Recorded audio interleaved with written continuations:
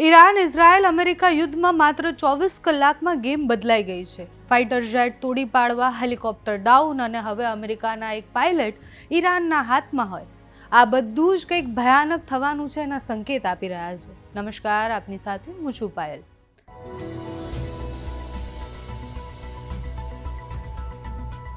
મધ્ય પૂર્વમાં ચાલી રહેલા તણાવ વચ્ચે છેલ્લા કેટલાય કલાકોમાં પરિસ્થિતિ એકદમ નાટકીય થઈ ગઈ છે, કારણ કે ઈરાનનો એવો દાવો છે કે તેણે અમેરિકાના અત્યંત આધુનિક જેટલા પણ ફાઇટર જેટ છે એ બધા તોડી પાડ્યા છે।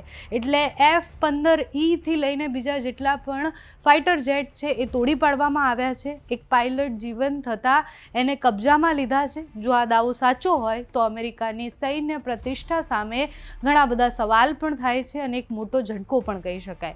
માત્ર એટલું જ નહીં, ઈરાને એવો દાવો પણ કર્યો છે કે રેસ્ક્યુ માટે ગયેલા અમેરિકાના 2 હેલિકોપ્ટર જેવા કે UH-60 બ્લેક હોક અને સાથે જ બીજા એક ફાઇટર જેટ અને હેલિકોપ્ટરને એમણે નિશાનો બનાવ્યો છે, જેમાં બોઈંગ CH-47 શિનોક નામ જે છે એ બધાને ખૂબ મોટું નુકસાન થયું છે।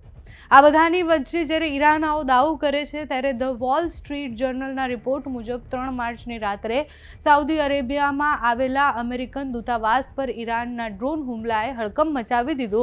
રાત્રે લગભગ 1:30 એટલે કે 1:30 વાગ્યાની આસપાસ આ હુમલામાં 2 ડ્રોન એકદમ ચોક્કસ રીતે દૂતાવાસના સૌથી સુરક્ષિત વિસ્તારમાં ઘૂસ્યા। પહેલા ડ્રોન દિવાલ તોડી અને રસ્તો બનાવ્યો અને પછી ડ્રોન જે હતા એ રસ્તાથી અંદર આવી અને પછી ત્યાં વિસ્ફોટ થયો। આ હુમલામાં CIA સ્ટેશન સહિતના 3 માળને ભારે નુકસાન થયું છે। કલાકો સુધી ત્યાં આગ ભભૂકતી હતી।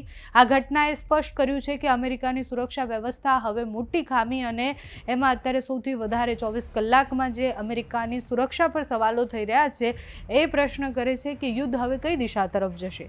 આ યુદ્ધનો પ્રભાવ દુબઈ સુધી પહોંચ્યો છે। મિસાઇલ અને ડ્રોન અટેક સતત થઈ રહ્યા છે, પરંતુ તેના જે કાટમાળ છે એ દુબઈને અસર કરી રહ્યા છે। દુબઈના અનેક વિસ્તારોમાં આ પ્રકારના ડ્રોન ફરતા થયા। કોઈ જાનહાનિ નથી થઈ, પરંતુ આ ઘટનાને બદલે યુદ્ધ હવે વધારે વિકરાળ રૂપ લે એવું લાગી રહ્યું છે। અમેરિકા હવે પોતાના પાયલટને બચાવવા માટે દક્ષિણ ઈરાનમાં મોટું ઓપરેશન ચલાવી રહી છે અને સાથે જ એ મિશન જે છે એમાં પોતાના પાયલટને શોધી રહી છે। ડોનાલ્ડ ટ્રમ્પ પણ એવું કહી રહ્યા છે કે અમારા પાયલટ જીવંત છે અને અમે એને પાછા લાવીને રહીશું। પણ પ્રશ્ન એ થાય છે કે જો પાયલટ ખરેખર ઈરાનના હાથમાં છે તો આ તમામ વચ્ચે ઇઝરાયલે પણ અચાનકથી હુમલાઓ રોકી દીધા છે।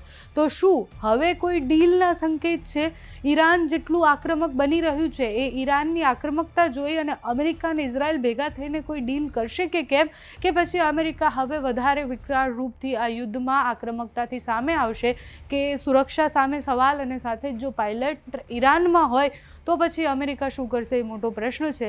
અત્યારે તો 24 કલાકમાં યુદ્ધની આખી પરિસ્થિતિ જબરજસ્ત બદલાઈ ગઈ છે। એ અમેરિકા જે વર્ષો પહેલાંથી એવું કહેવાતું હતું કે સુરક્ષાના કોઈ પણ એવો સમય નથી આવ્યો કે જ્યારે અમેરિકાની સુરક્ષા કે પછી એની ડિફેન્સ સામે કોઈ સવાલ ઊભા થયા હોય અને જો ઈરાનના ડ્રોન કે પછી ઈરાન આટલી મજબૂતાઈથી એને નષ્ટ કરી શકતા હોય કે પછી એને તોડી પાડતા હોય તો પછી અમેરિકા કેવી રીતના એનો જવાબ આપે છે કે પછી સમાધાન થાય છે જોવાનું રહ્યું। આ યુદ્ધ હવે સીધું રહેશે, રિજનલ જે છે એવું રહેશે કે પછી ગ્લોબલ ક્રાઇસિસ તરફ આગળ જશે એ પણ જોવાનું રહ્યું। શું અમેરિકા સીધું ઈરાન પર હુમલો કરશે કે પછી ગુપ્ત રીતના એ સમજોતા થઈ જશે કે જે અત્યાર સુધી થતા જ આવ્યા છે? અમેરિકા અને ઈરાન વચ્ચે વાતચીત થાય છે કે કેમ? આગળ શું થઈ શકે? તમને શું લાગે છે અમને કમેન્ટ્સમાં જણાવજો।